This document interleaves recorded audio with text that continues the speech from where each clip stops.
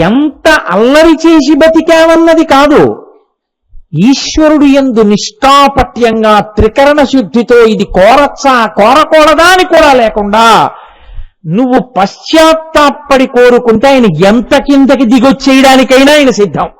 వన్నే ఎనుగుతోలు దుప్పటము బువా కాలకూటంబుచే గిన్నె బ్రహ్మకపాల ముగ్రమగు భోగే కంఠహారంబు నిన్నీలాగున నుండియున్ తెలిసియున్ నీ పాద మూలంబునన్ చేర్చన్ నారాయణుడిట్లు మానసమునన్ శ్రీకాళహస్తీశ్వర అంటాడు ధూర్జటి.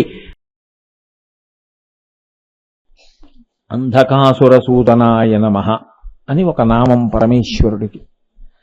అంధకాసురుడు అనబడేటటువంటి రాక్షసుణ్ణి సంహరించినవాడా, లేదా అంధకాసురుడనబడేటటువంటి రాక్షసునకు శత్రువైనవాడా. ఎందుకంటే ఆయనకి అంధక రిపుహు అని ఒక పేరు, అమరకోశంలో ఆయన్ని అంధక రిపుహు అని పిలుస్తారు. అయితే మీరు ఒక్క విషయాన్ని ఆలోచించండి, పరమేశ్వరుడి గురించి తెలుసుకునేటప్పుడు అది మీ యందు భక్తిని ఉద్దీపింపచేసి మీ జీవితాన్ని ఒక చక్కబాటు చేయగలిగినటువంటి వ్యవస్థతో కూడుకున్న దానిగా మీరు వినవలసి ఉంటుంది. అంధకాసురుడని ఒక రాక్షసుడు ఉండేవాడు, ఆయన్ని పరమేశ్వరుడు సంహరించాడు అని నేను మీతో ఇప్పుడు ఆ కథాభాగాన్నంతటినీ చాలా అద్భుతమైన వర్ణనతో ఒక 2 గంటలు నేను చెప్పి కనుక అంధకాసురుణ్ణి పరమశివుడు సంహరించాడు అని చెప్పాను అనుకోండి, అందులో అనుమానం ఏం లేదు, పరమసత్యమే. కానీ అది ఒక సంఘటన కింద మారిపోతుంది కదా, అదొక చరిత్ర. ఎప్పుడో ఒకప్పుడు ఆయన సంహరించాడు, ఇప్పుడు మీకేమిటి ప్రయోజనం దానివల్ల? ఆయన అంధకుణ్ణి సంహరించాడు, మంచిదే. ఆయన అంధకాసురుణ్ణి సంహరించినాడు, అది తెలుసుకోవడం వల్ల మీకేమైనా వస్తుందా కొత్తగా? కాదు. ఒక నామానికి వ్యాఖ్యానం వినేటప్పుడు ఉండవలసిన ప్రధాన లక్షణం ఏమిటంటే దాని నుండి మీరు మీ జీవితాన్ని దిద్దుబాటు చేసుకోవడానికి వీలైనటువంటి సందేశాన్ని తీసుకోవలసి ఉంటుంది. లేకపోతే దాన్ని తీసుకొచ్చి నామాల్లో చెప్పవలసిన అవసరం ఏముందండి శ్రీ మహావిష్ణువుకి? ఏదో ఇంకా అదే పనిగా చంపిన వాళ్ళందరి పేర్లు చెప్పి వాళ్ళని చంపాడు వీళ్ళని చంపాడు అని చెప్పుకుంటూ వస్తారా? అది కాదు దాని ప్రయోజనం. దాని ప్రయోజనం భక్తిని ఉద్దీపింప చేయడంలో నామములు గౌణములు కనుక పరమేశ్వరుని యొక్క ఒక గొప్ప లక్షణాన్ని ఆవిష్కరించేదై ఉంటుంది. అది ఎటువంటి ఆ లక్షణాన్ని ఆవిష్కరిస్తోంది అన్నదాన్ని మీరు పట్టుకున్న నాడు మీ భక్తి జాజ్వల్యమానం అవుతుంది. అంధకాసురుడు ఒక రాక్షసుడు, ఆయనకి పేరే అంధకాసురుడు. ఎందుకు ఆ పేరు వచ్చింది అంటే అసురుడు అంటే రాక్షసుడు, ఆయన పేరు అంధకుడు. అంధకుడు అంటే ఏదీ చూడలేనివాడు. ఏదీ చూడలేనివాడు ఎందుచేత? నేత్రములు ఉండి చూడలేనివాడు కాదు, అసలు నేత్రములే లేనివాడు. శరీరమునందు ఎంత పరాక్రమం ఉంది అన్నదాన్ని కాసేపు పక్కన పెట్టండి. అపారమైన పరాక్రమం ఉన్నా అసలు కళ్ళే లేని వాడికి ఏమిటి శత్రుమిత్ర పరిజ్ఞానం ఉంటుంది? ఆయన ఏమిటి ఎవరిని ఉద్ధరిస్తాడు? ఆ పరాక్రమంతో ఎవరిని ఓడిస్తాడు ఆయన? దానివల్ల ఏమిటి రాజ్య పరిపాలన చేస్తాడు? కాబట్టి ఇప్పుడు ఆయన యందు విశేషమైన పరాక్రమము ఉన్న రాజ్యాధికారమునకు అర్హుడు కాకుండా పోయాడు రాక్షస రాజ్యానికి. ఇప్పుడు దాన్ని తీర్చగలిగిన వాడెవరు? ఇప్పుడు మళ్ళీ కన్నివ్వగలిగిన వాడెవరు? చూపు ఇవ్వగలిగిన వాడెవరు ఆ పరాక్రమానికి? ఈశ్వరుడు ఒక్కడే. ఈశ్వరుడు ఒక్కడే అని తెలుసుకోవడం ఒకెత్తు, తెలుసుకుని నమ్మడం ఒకెత్తు, నమ్మి తపించడం ఒకెత్తు. ఇప్పుడు ఈ మూడు కలిగిన వాడిని ఏమనాలి? మహాభక్తుడనే మీరు అనవలసి ఉంటుంది కదండి. ఎందుకంటే శాస్త్రం ఎప్పుడూ కూడా ఒక మాట చెప్తుంది, కొన్ని కోట్ల కోట్ల కోట్ల కోట్ల జన్మల తర్వాత ఈశ్వరుడు అన్న మాట వినపడితే విందాం అన్న బుద్ధి కలుగుతుంది. అసలు ఆ బుద్ధి రాదు. అది రాక కోట్ల జన్మలు ఎత్తుతారు. ఆ బుద్ధి కలిగిన నాడు ఎప్పుడో మెల్లిగా చెవి ఒగ్గి ఓహో అని ఈశ్వరుడి గురించి వినడం మొదలు పెడతాడు. అది చెప్పేవాడి సమర్థతతో సంబంధం లేకుండా మా స్వామి గురించి వినపడుతోంది మాట అంతే చాలు అని పరవశించి వినగలిగినటువంటి హృదయంగా మారిపోవాలి అంటే దానికి అద్భుతమైనటువంటి సంస్కార బలం ఏర్పడాలి. ఇక జన్మ పరంపర అయిపోతోంది అనడానికి గుర్తు ఏమిటంటే, ఎవరు చెప్తున్నారు అన్నది చూడ్డం, ఆయన సమర్థత ఏమీ చూడ్డం, అసలు భగవంతుడి గురించి చెప్తున్నాడు అంతే చాలంటాడంతే. అంత పొంగు ఉంటుంది హృదయంలో. అంత పొంగు కలిగినటువంటి హృదయంగా మారిపోవాలి అంటే దానికి సర్వేశ్వరుడి కృప కావాలి. మరి ఇంత భక్తి ముందు ఉందా లేదా? తప్పించాడంటే ఖచ్చితంగా ఉంది. లేకపోతే ఈశ్వరుడు గురించి తప్పిస్తే ఈశ్వరుడు కన్నా ఎక్కడిస్తాడండి అన్నాడు అనుకోండి, వాడు ఏది చేసినా ఫలిస్తుందని మీరు అనుకొనరాదు. అందుకే గురువుగారు ఎవరికి చెప్పచ్చు శాస్త్రము అంటే దానికి ఒక నియమం చెప్తారు. అందరికీ చెప్పడం కుదరదు. ఆ విశ్వాసం ఉన్నవాడై ఉండాలి. అసలు ముందు చెప్పే ముందు అవతల వాడికి ఈశ్వరుని యందు విశ్వాసం ఉందనుకోండి, అప్పుడు అది చిగురిస్తుంది. వర్షం పడితే మాత్రం విత్తనం ఎందుకు మొలకెత్తుతుందండి? విత్తనం రాతి మీద ఉంటే, విత్తనం మట్టిలో ఉంటే మొలకెత్తుతుంది. కాబట్టి ఆ అధ్యవసాయం ఉన్నదా, ఆ సున్నిత హృదయం ఉన్నదా, మనస్సు యందు ఈశ్వరుని యందు ఆ విశ్వాసముతో కూడుకున్నవాడేనా, ఆనాడు భగవత్ కథని గురువు చెప్పచ్చు. భగవద్ విశేషాన్ని గురువు గారు చెప్పడానికి ఆ వ్యక్తి అర్హుడవుతాడు గురువు గారి దగ్గర వినడానికి. ఇప్పుడు అంధకాసురుని యందు గొప్ప భక్తి ఉన్నది, మీరు కాదనకూడదు. ఆయన ఏదో తప్పు చేసేశాడు అని రాబోయే విషయాన్ని దృష్టిలో పెట్టేసుకుని ఇప్పుడే మీరు తీర్పు రచన చేయకూడదు. అది పక్షపాతముతో కూడినటువంటి దృష్టికోణం.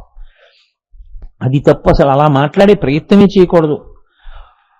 ఆయన పరమభక్తుడే, అందులో సందేహమేం లేదు. భక్తుడంటే ఎవరంటే ఈశ్వరుడు ఉన్నాడని విశ్వసించిన వాడు.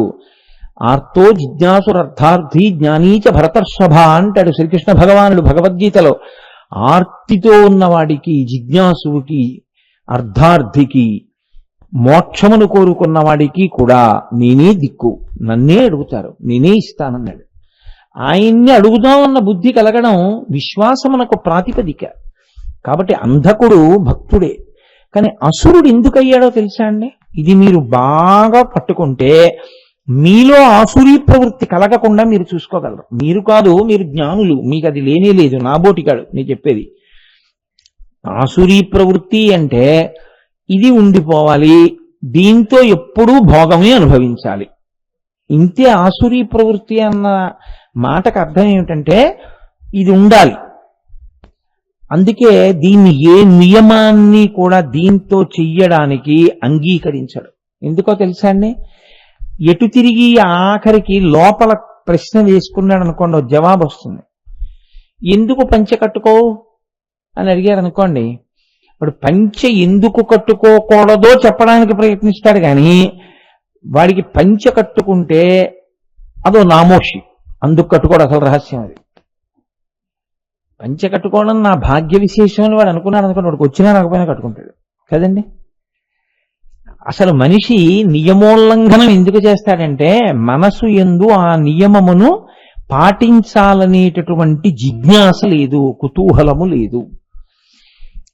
ఇది భోగస్థానంగా వాడుకోబడితే దీంతో అన్ని భోగములే అనుభవిద్దాం. భోగములు అనుభవించాలంటే ఇది ఉండాలి. ఇది లేకుండా భోగం ఏమి అనుభవిస్తారు మీరు? ఇది ఉంటే కదా ఆ భోగం.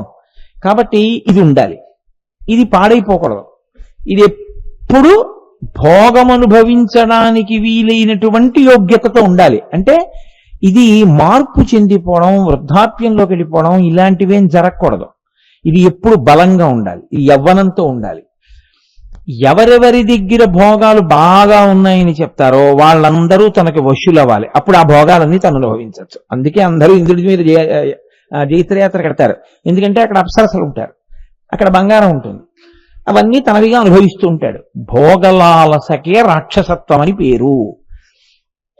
కాబట్టి ఇప్పుడు ఆయన తపస్సు చేయడం దోషమని మీరు అనలేరు. దానివల్ల అంధకాసురుణ్ణి వెంటనే తీర్పు చెప్పి వాడు ఒక పనికి మాలినవాడు అంటూ మొదలు పెట్టకూడదు. అలా మొదలు పెడితే అసలు మీ అన్వయానికి అది ఎందుకు పనికిరాని కథ కింద కూర్చుంటుంది. అప్పుడు పురాణ ప్రోక్తం ఎందుకు చేస్తాడు వ్యాస భగవానుడు?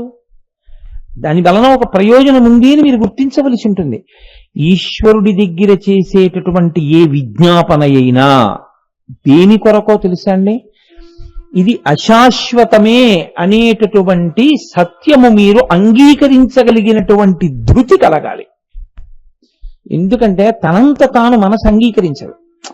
ఇది పడిపోతుంది అని ఒప్పుకో అన్నారనుకోండి, ఊరుకోవాయి బలేవాడే, ఇది ఎందుకు పడిపోతుంది అంటే ఒక్కనాటికి ఒప్పుకోదు, ఇది ఉంటుంది అని అంటుంది. ఇది పడిపోతుంది అన్నది అంగీకరించాడు అనుకోండి, సత్యమే అన్నాడు అనుకోండి, మీరు చూడండి 2 లక్షణములు పొటమరిస్తాయి వెంటనే. ఇది పడిపోతే మళ్ళీ ఇలాంటిది వస్తుందని నమ్మకం ఏమిటి? కాబట్టి ఇది ఉంటేనే నేను ఈశ్వరనామం చెప్పగలను, కాబట్టి భగవన్నామం చెప్తుంటాను. ఇది ఉంటే ఓ దేవాలయానికి ఎడతాను, ప్రదక్షిణం చేస్తాను, ఓ మంచి మాట చెప్తాను, ఒకళ్ళను ఓదారుస్తాను, నాకున్నది 10 మందికి పెట్టగలను, ఒకటి బాధని నేను పంచుకోగలను.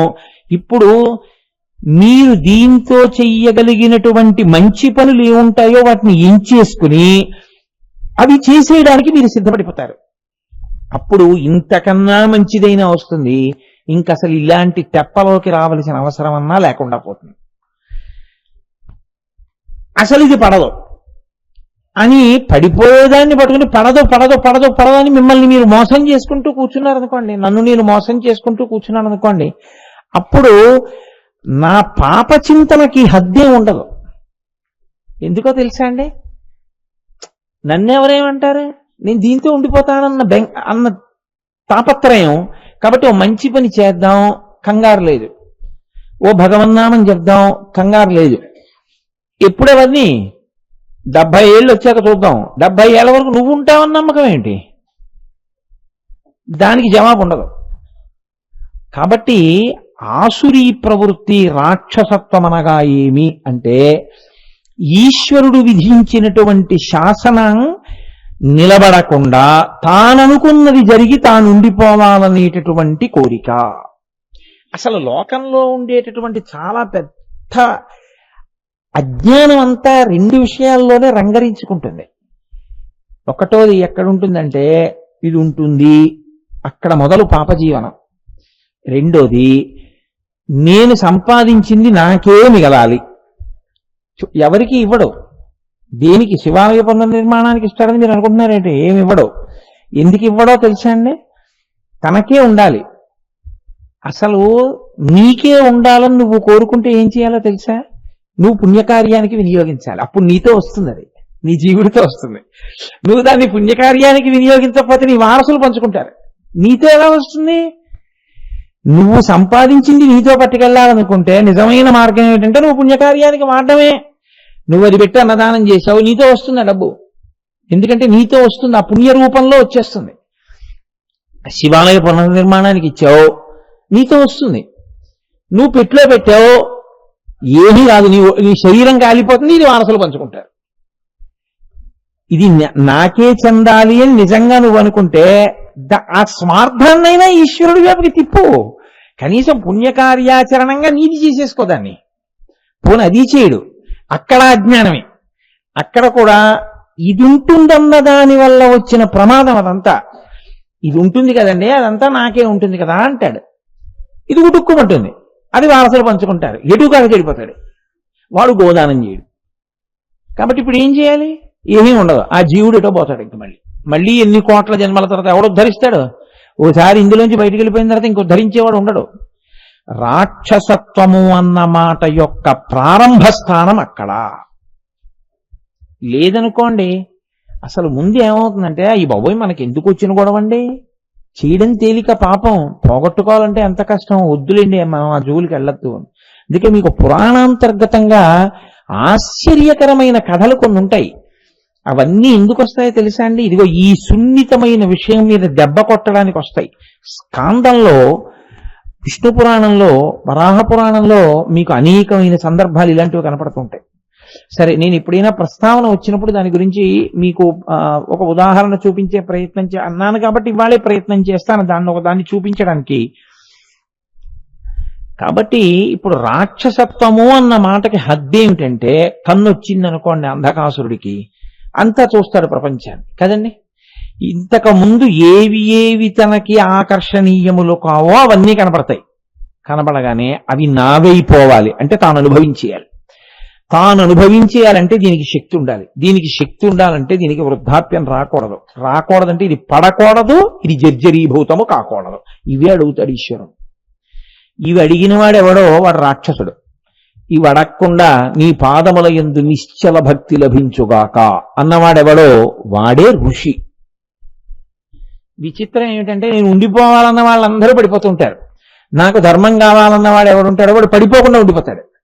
విభీషణుడు అన్నాడు బ్రహ్మగారు కనబడితే నాకు ధర్మమునందు అనురక్తి కలుగుగాక అన్నాడు, చిరంజీవి అయ్యాడు. రావణుడు అన్నాడు నా శరీరం ఉండిపోవాలన్నాడు, చచ్చిపోయాడు. నువ్వు ధర్మాన్ని పట్టుకుంటే చిరంజీవి అవుతావు, ఏమీ బెంగలేదు, నువ్వు కాపాడబడతావు. కానీ ధర్మం పట్టుకోకుండా చిరంజీవి అవ్వాలని మనం కోరుకుంటాం. అది చిరంజీవి అవ్వాలంటే నా ఉద్దేశం చిరాయుర్గాయముతో ఉండాలని, ఇంకోటిని మీరు అన్వయం చేసుకోకండి. కాబట్టి ఇప్పుడు అంధకుడు పరమేష్ఠి అంటే చతుర్ముఖ బ్రహ్మగారు సృష్టికర్త. ఆయన వేదములు బాగా తెలుసున్నవాడు. వేదములను మొట్టమొదట ఆయనకి ఇయ్యబడితే ఆయన పట్టుకెళ్ళి షెల్ఫ్ లో పెట్టుకున్నవాడు కాదు, బాగా చదివినవాడు, దాన్ని జీర్ణం చేసుకున్నవాడు. అటువంటి పరమేష్ఠి ప్రత్యక్షం అయ్యాడు. ఎందుకు ప్రత్యక్షం అవుతాడు అంటే ఆ తపస్సు యందు ఉన్న వ్యగ్రతకి, ఆ దీక్షకి, ఆ నిలబడినటువంటి తీరుకి, అరే రే వీడి ఇంత గొప్పగా నిలబడ్డాడు. అంధకాసురుడి అంటే ఒక్కసారి పశ్చాత్తాపము కలిగి ఈశ్వర మార్గావలంబకుడు కావాలి అన్న పూనిక కలిగిందనుకోండి, ఎంతసేపట్లో మారాలండి? ఈశ్వరుణ్ణి చేరుకోవడానికి కావలసినటువంటి దూకు కేవలం ఈ మార్గంలో తప్పటడుగులు వేస్తూనే కుంటుకుంటూ వెడతామని చెప్పడానికి మీరు సరిపోరు శాస్త్రంలో. ఏమో ఎవరి అదృష్టం ఎలా కలుగుతుందో చెప్పలేరు. చిత్తశుద్ధితో కూడిన పశ్చాత్తాపము ఈశ్వరుడి గుండె కరిగించగలదు. అన్ని పాపములను కడిగేయడం కాదు, ఆయన సన్నిధిని కూర్చోబెట్టుకుంటాడు తీసుకెళ్ళి. ఇవాళ అంధకాసురుడికి ఏం అనుమానం మీకు? అంధకుడికి ఇచ్చాడా లేదా? మరి అంధకాసుర సూదనాయ నమః ఇంకా ఈశ్వరుడి దగ్గర క్షమార్పణ చెప్పడానికి సిద్ధంగా లేకపోతే ఇక బాగు చేయగలిగిన వాడు లోకంలో లేడని గుర్తు కదండి. అందుకొచ్చింది ఆ నామం. ఇంతటి ప్రసన్నుడై, ఇంతటి పరిపూర్ణుడై, ఇంతటి సులభుడై నిన్ను అనుగ్రహించడానికి ఆయన సిద్ధంగా ఉన్నాడు. నువ్వు సిద్ధంగా ఉన్నావా? నువ్వు కూడా ఒక్కడుగు ముందుకు వేయడానికి సిద్ధంగా ఉంటే నీది ఒక్కడుగు, నీకు దూకెక్కడ దొరికిందో తెలుసా? ఎవ్వరికీ కనపడకుండా ఉన్నాడనుకున్నవాడు దూకి నీ దగ్గర నిలబడతాడు. అక్కడ దొరుకుతుంది ఈశ్వరానుగ్రహం. తప్ప ఎప్పుడూ అహంకారం, ఎప్పుడూ గర్వమే తప్ప, ఎప్పుడూ అతిశయమే తప్ప నీకు అసలు భక్తి లేదు, వినయం లేదు. ఇంక నీకు ఎక్కడి నుంచి వస్తుంది రమ్మంటే? కాబట్టి పశ్చాత్తాపము ప్రధానము ఈశ్వరుని విషయమును. అందుకే ఆయన అశుతోషుడు, చిన్నదానికి పొంగిపోతాడు, ఒక నీటి బిందువు పరవశించిపోతాడు. రామకృష్ణ పరమహంస ఓ మాట చెప్తుండేవారు.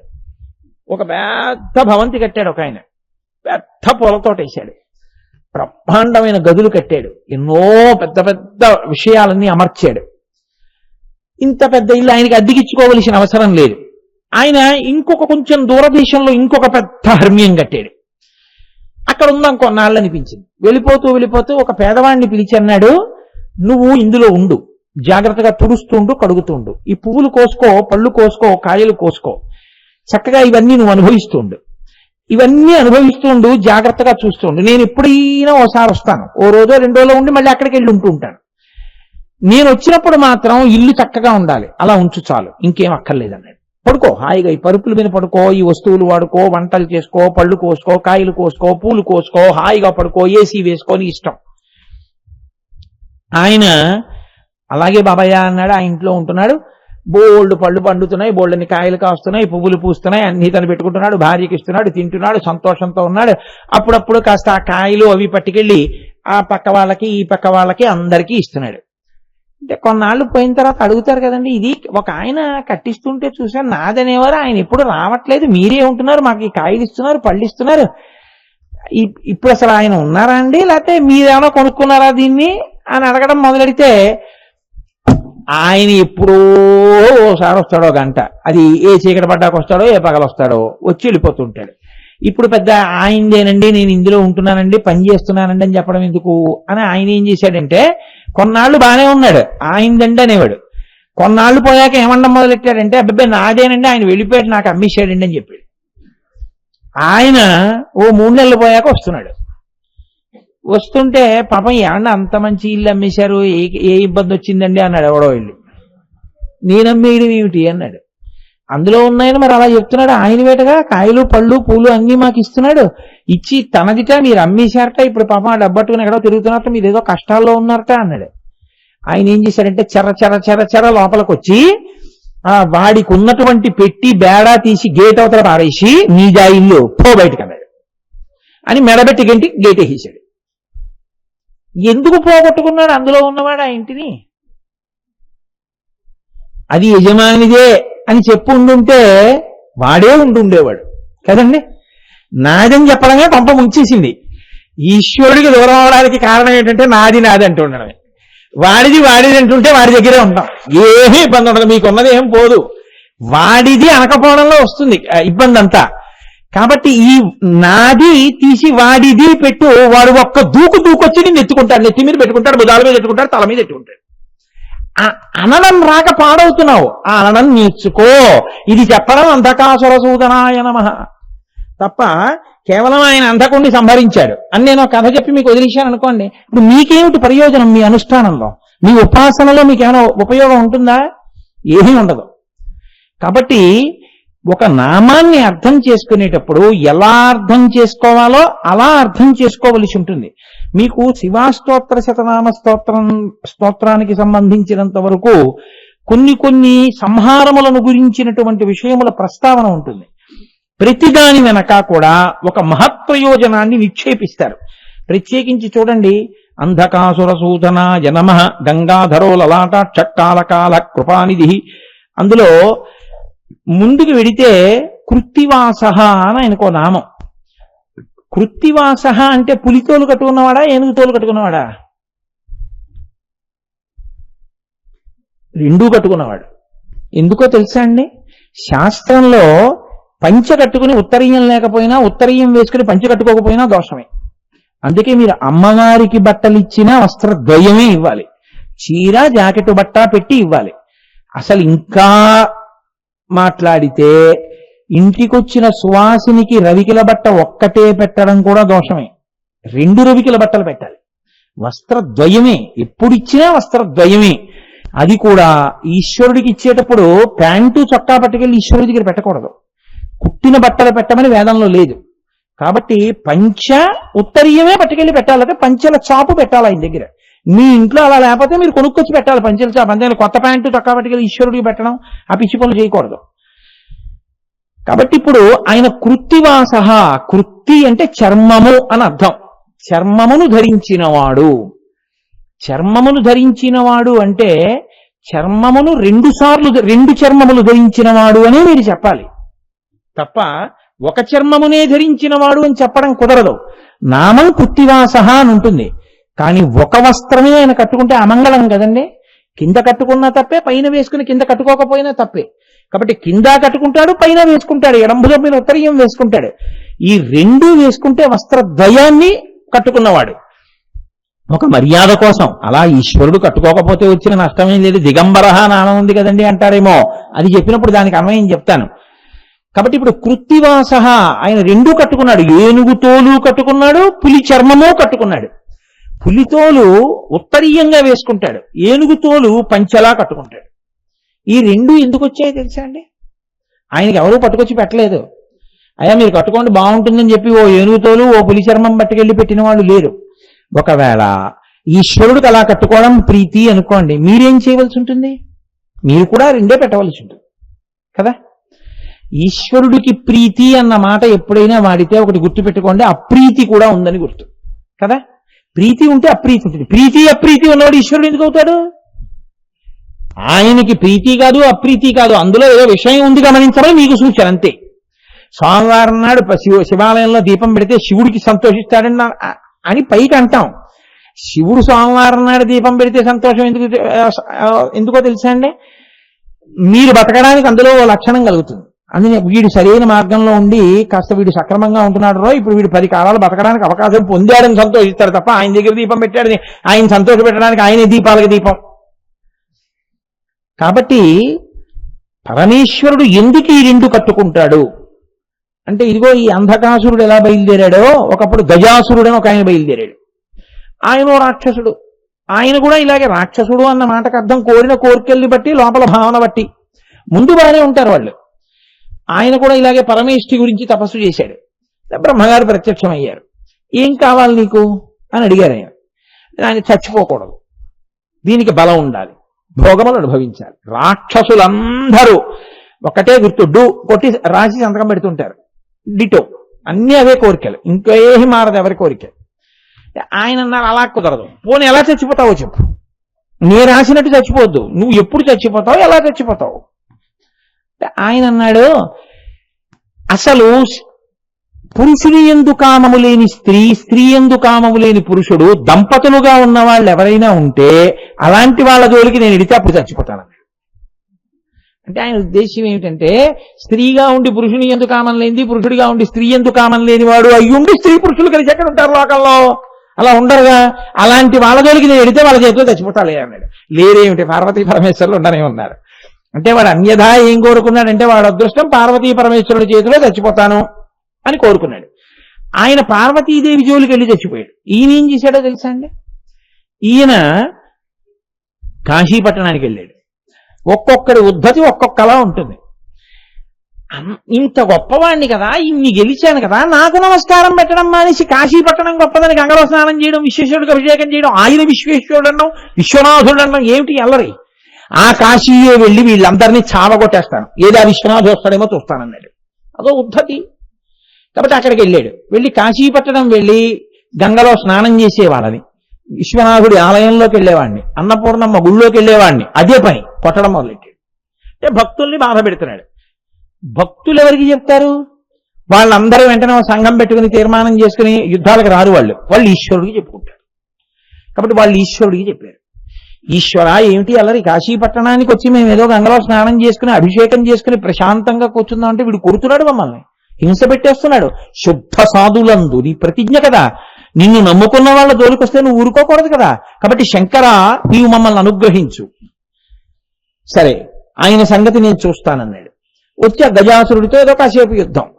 ఆ తర్వాత ఆయన ఏం చేశాడంటే ఇదే చేస్తాడు. ఆయన ఎక్కువ సమయం వృధా చేయడాన్ని ఇష్టపడ్డం. ఎందుకంటే అక్కర్లేని విషయాల మీద అదే పనిగా మీరు ధ్యాస పెట్టారనుకోండి, అసలు ప్రయోజనం పాడైపోతుంది. మీకు పనికొచ్చే దాని మీద మీకు ధ్యాస మళ్ళీపోవాలంతే.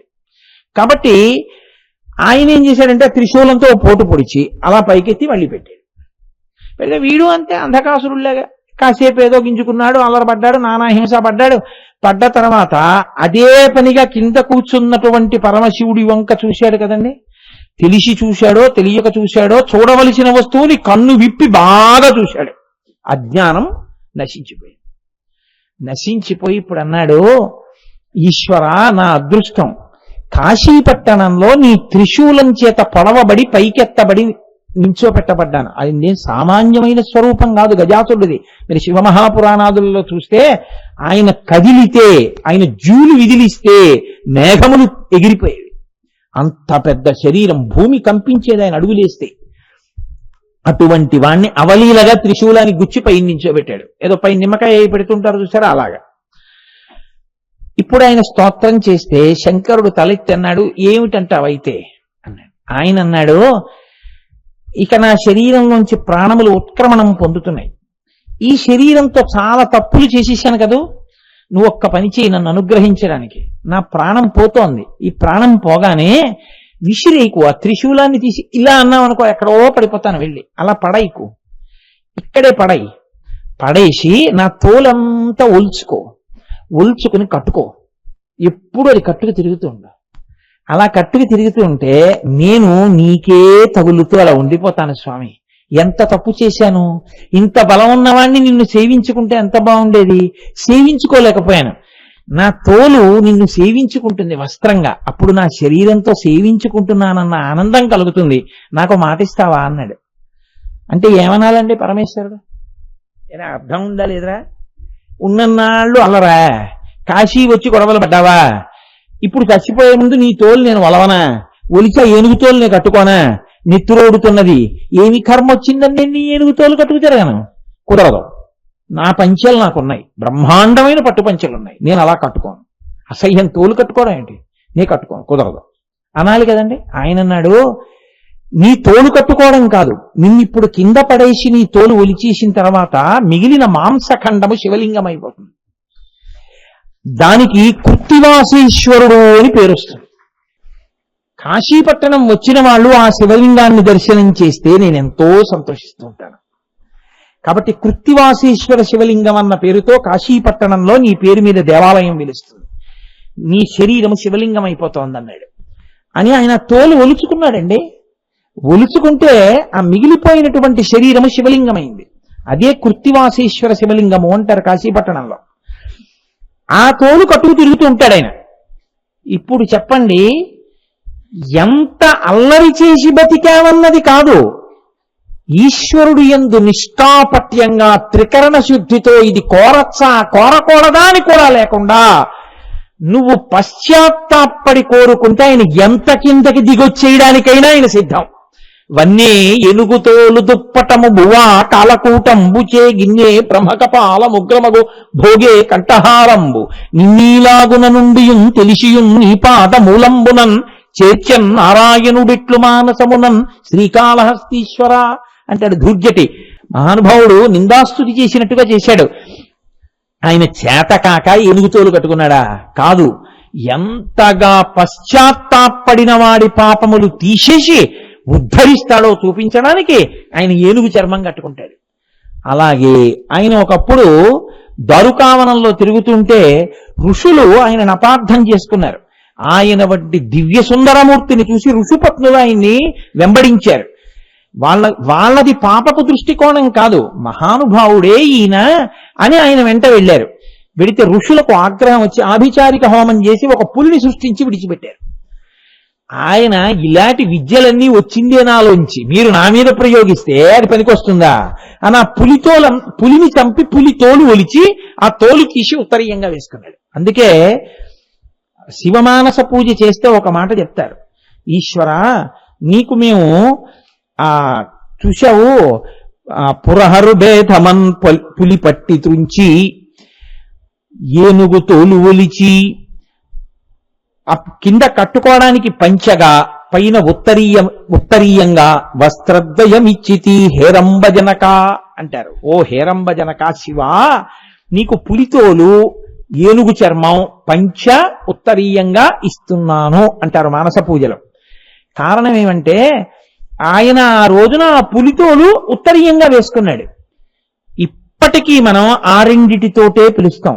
అంటే దాని ఉద్దేశ్యం నిజంగా ఆయన అలా ఎప్పుడూ అవే కట్టుకుని ఉంటాడు అని కాదు, మనం ఆయన అవే కట్టుకుని ఉన్నవాడిగానే పూజ చేసుకుంటాం. ఎందుకో తెలుసా అండి? అవ్యగ్రహ, కోపం లేనివాడు. ఆయన సామప్రియ, సామవేద మంత్రములకు సంతోషించేవాడు. ఆయన కృపానిధి, అపారమైనటువంటి కారుణ్యము కలిగినటువంటి వాడు. కృత్తివాస, పులిచర్మం కట్టుకున్నవాడు, ఏనుగు తోలు కట్టుకున్నవాడు. ఎంత ఆగడం చేసిన వాడైనా చిట్ట చివర పరమభక్తితో ఆయన పట్ల నిలబడిపోతే అసలు ఎంత అనుగ్రహిస్తాడు అన్నది అవతల వాళ్ళు కూడా లేనంత అనుగ్రహాన్ని కురిపించగలిగినటువంటి వాడు.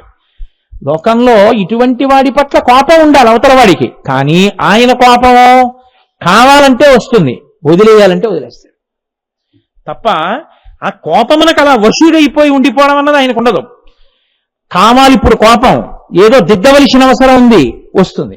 ఆయన చేతి పనిముట్టు ఆ కోపం, అక్కర్లేదు, అయిపోయింది, దాన్ని వదిలిపెట్టేసి మన పని మనం చూసుకుందాం అంతే, వదిలిపెట్టేయాడు. అందుకే సుందరకాండలో వాల్మీకి మహర్షి మాట అంటారు, ధన్యాస్తే పురుష శ్రేష్టా ఏ బుద్ధ్యా కోపముద్ధితం విరుంధంతి మహాత్మానో దీప్తమగ్నిమివాంబస క్రుద్ధ పాపం న కుర్యాత్ః క్రుద్ధో హన్యాత్ గురూనపి క్రుద్ధ పరుషయా వాచ నరం సాధు నధిక్షిపేత్ యస్యముత్పదితం క్రోధం క్షమయైవ నిరస్యతి. అటువంటి వాడెవరుంటాడో స ఏవ పురుషముచ్యతే. మంట పైకి లేచినప్పుడు నీళ్లు పోసినట్టు కావాలనుకున్నప్పుడు కోపం తెచ్చుకొని చాలు, ఇంకా దీని అవసరం ఏం లేదు అనుకున్నప్పుడు వదిలిపెట్టేయాలి. అలా వదిలిపెట్టేయగలిగితే వాడు ధన్యుడు, వాడు పురుషశ్రేష్ఠుడని గుర్తు. తప్ప కోపం వస్తే ఆ కోపానికి తాను వశుడైపోయి ఇంకా అలా గంటల గంటల ఆ కోపంతోనే ఊగిపోయి తన మనసు తిప్పుకోలేకపోతే వాడు పురుషాధముడు అని గుర్తు.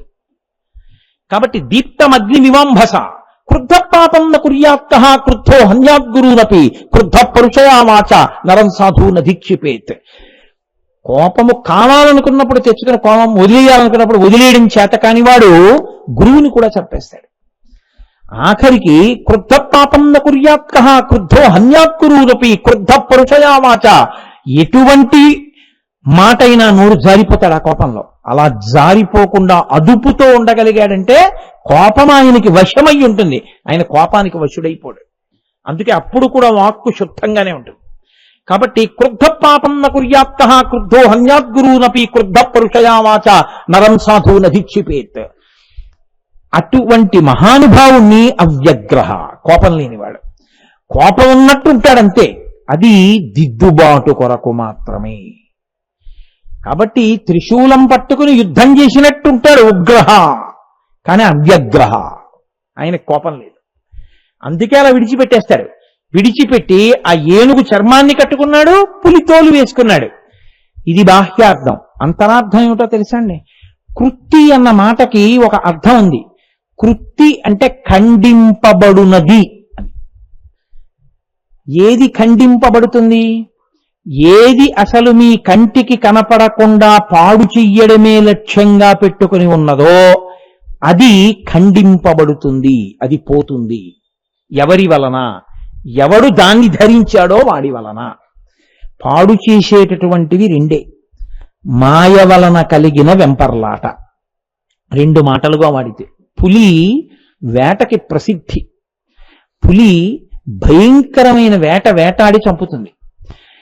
కోరికలు కూడా పెద్ద పులి ఎలా మనిషిని హింసిస్తుందో, ఎలా వేటాడుతుందో అలా లోపల ప్రవేశించి అలా పరిగెత్తిస్తాయి మనిషిని.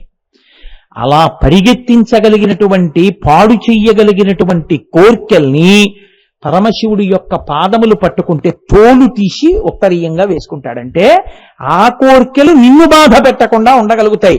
అందుకే శివపాదములు కోర్కెలనే అగ్నికి నీటి వంటివి.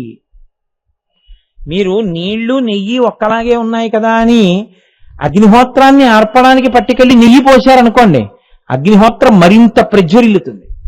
కోర్కెని తీర్చుకోవడం కోర్కెలు పోవడానికి సాధనం కాదు. కోర్కెలు తీర్చేస్తే కోర్కెలు పోతాయనుకున్నారనుకోండి, అది రుచి వాసనగా ఉండి మళ్ళీ తీర్చమని అడుగుతుంది. అసలు ఏమిటి దిక్కుమాల కోరిక, ఎందుకు ఆ పిచ్చి కోరిక, నీకేం లేదు అని శివపాదములను పట్టుకున్నారనుకోండి, అవి నీళ్లు, కోర్కెలు చల్లారిపోతాయి. ఇది అలా పట్టుకున్నవాణ్ణి పులి వెంబడించినట్టు కోర్కె వెంబడించదు. ఆ కోర్కె అనబడేటటువంటి దాని వలలో చిక్కి అది వెంబడించగా పరిగెత్తి పరిగెత్తి పరిగెత్తి కాలమునకు వశుడు కాకుండా తప్పుకోవాలంటే శివుని యొక్క పాదములు పట్టుకో. ఒకటో అర్థం. రెండో కృత్యేది గజ చర్మం. ఆ కృత్యం ఏమిటో తెలుసా అండి? అదే మాయ. అందుకే పురహరు భేదమన్ పులి పట్టి దృంచి ఏనుగు చర్మమును మాయను ధరించి. ఏనుగు చర్మమును మాయకి చిహ్నంగా చెప్తారు. ఎందుకంటే గజ జగ ఈ రెండు కొంచెం అక్షరాలు మారిస్తే మీకు జగమే గజమవుతుంది. జగ జాయతే గచ్చతే, వచ్చి వెళ్ళిపోయేది జగత్, వచ్చి వెళ్ళిపోయేది సత్యం అనిపించడమే మాయ. దేని యందు వచ్చి వెళ్ళిపోతోందో అది తెలియకుండా వచ్చి వెళ్ళిపోయేది సత్యం అనుకోవడమే మాయ అంటారు నామరూపాలు. ఇప్పుడు ఈ మాయని తొలగించి సత్యదర్శనము చేయించగలిగిన వాడెవరు? నీ ప్రయత్నంతో సంభవము అని ఇప్పుడు అనవలసి ఉంటుందంటే, నువ్వు చేయగలిగినది జ్ఞానము పొందడం కాదు. నేను జ్ఞానం పొందడానికి ఇది చేస్తానని లోకంలో ఏముండదు. భక్తితో కూడిన కర్మాచరణము నువ్వు చెయ్యగా చెయ్యగా చెయ్యగా చెయ్యగా ఈశ్వరుడు జ్ఞానం ఇస్తాడు. ఆ జ్ఞానం ఇచ్చేవాడు పరమేశ్వరుడే. ఆయన ఆ జ్ఞానం ఇవ్వగానే మీకు నామరూపాత్మకమైనటువంటి ప్రపంచమునకు బదులు సత్యము ఎరుకలోకి వస్తుంది. ఇది ఎలా ఉంటుందో తెలుసా అండి? తండ్రి కొడుకు సినిమాకి వెళ్ళారనుకోండి, అందులో కథానాయకుడు అన్నం లేక 7 రోజుల నుంచి అలా బాధపడిపోయి ఆఖరికి డేక్కుంటూ వెళ్ళి ఓ శ్రీమంతుల ఇంట్లో గోడ మించి పడేసినటువంటి పులిస్తరాకుల మీద కలియబడి అన్నం పీక్కుంటుంటే, ఆ అన్నం కోసం వచ్చినటువంటి కుక్కలు అతన్ని కరిచేస్తుంటే అతను ఆ అన్నం తీసుకుని తింటూ ఉంటాడు. అతను నిజానికి నిజ జీవితంలో కోటీశ్వరుడు. తండ్రి నవ్వుతూ చూస్తారా చాలా బాగా నటించాడు, కొడుకు ఏడుస్తుంటాడు. తండ్రి ఇలా చూసి ఎందుకురా ఏడుస్తున్నావు అని అనుకోండి, అయ్యో పాపం చూడండి అన్నం లేక అతను అలా బాధపడుతుంటే కుక్కలు ఎలా కరిచేస్తున్నాయో అంటాడు. అంటే తండ్రి అంటాడు మళ్ళీ నువ్వు మ్యాట్నీకి వచ్చినా అలాగే కనపడుతుంది, ఫస్ట్ షోకి వచ్చినా అలాగే కనపడుతుంది. అది మాయ, అవన్నీ నిజం కాదు, అది నటన. అది ఎంత బాగా అలా నటిస్తే అన్ని బిరుదులు వస్తాయి. సత్యం ఏదో తెలుసా, వెనకనున్న తెర. ఈ సినిమా అయిపోయినా అదే ఉంటుంది, సినిమా వేసినా ఉంటుంది వేయకపోయినా ఉంటుంది. అది లేకపోతే సినిమా వేయలేరు. సినిమా దాని మీద పడుతోంది, అది సత్యం రా, సినిమా అయిపోయాక చూపిస్తాను, తెల్లగా ఉంటుంది వెండి రేకుల, అది సత్యం. ఇది అసత్యం. అదిగో వెనక డబ్బాల్లోంచి పొగలా వస్తుంది చూసా, అందులోంచి వస్తుంది ఆ బొమ్మలన్నీ, అందులోంచి వచ్చి మాట్లాడి కదిలి వెళ్ళిపోతున్నాయి. నువ్వు ఇక్కడ ఏడి చేస్తున్నావు, బెంగెట్టేసుకుంటున్నావు, అలరపడిపోతున్నావు, 50 రూపాయలు ఇచ్చిన నవరసాలకి లోలైపోతున్నావు. కానీ అసలు సత్యం ఉంది, ఆ సత్యము దానికి ఏ సంబంధము లేదు. సత్యహరిశ్చంద్రాకి సినిమా హాలంతా ఏడుస్తున్నా తెర అలాగే ఉంటుంది, దానికి ఏ వికారములు ఉండవు. వికారములు లేనిది కనుక వికారములన్నీ దాని మీద చూపించడానికి అవకాశం ఉంటుంది. కాబట్టి మాయ తొలగి సత్యము కనపడాలంటే ఆయన అనుగ్రహం ఉండాలి. ఆయన అనుగ్రహం ఉంటే ఈ గజ దీని తోలు ఒలిచి పంచె కట్టుకుంటాడు. అంటే ఆయన జగత్తుగా ఉన్న మాయని తీసి జగన్నాథుడిగా దర్శనమిస్తాడు. విశ్వమును మాయ తీసి విశ్వనాథుడిగా దర్శనమిస్తాడు. విశ్వమును మాయని తీసి విశ్వేశ్వరుడిగా దర్శనమిస్తాడు. నామరూపములను తీసి నామరూపములుగా కనపడుతున్న అసలు వస్తువుని చూపిస్తాడు.